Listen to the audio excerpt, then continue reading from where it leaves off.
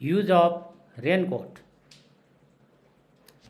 पानी परेको बखत पानीबाट बस्न दुई पाङ्ग्रे सवारी साधन प्रयोगकर्ताले यसरी सिंगल पिस रेनकोट लगाएर चालक तथा यात्रुले सवारी गर्ने गरेका छन्, जुन विभिन्न दृश्यहरू देखाएको छ।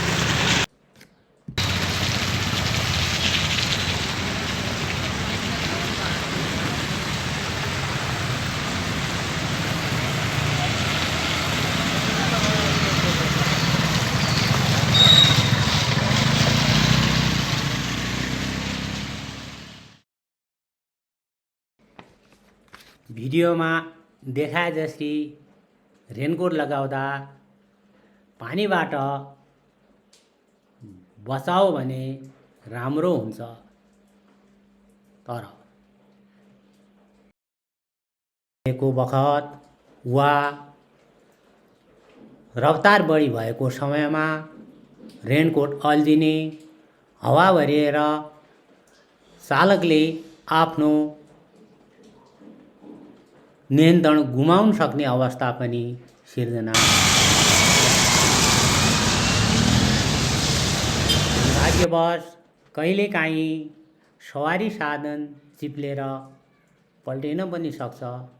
त्यस्तो समयमा छिटो अलग हुन कठिन छोड्नु परेको खण्डमा यसले तान्न सक्छ, छिटै नछोड्न पनि सक्छ।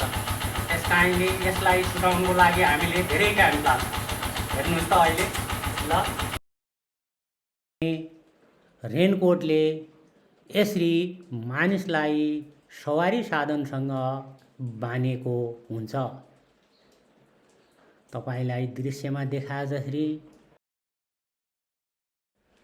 तसर्थ दुई पाग्रे सवारी साधनमा रेनकोटको प्रयोग गर्दा सकभर टू पिस रेनकोटको प्रयोग गर्ने वा यस्तो सिंगल पिस रेनकोट लगाउने, जसले गर्दा सवारी साधनबाट सजिलैसँग अलग हुन सक्दछ।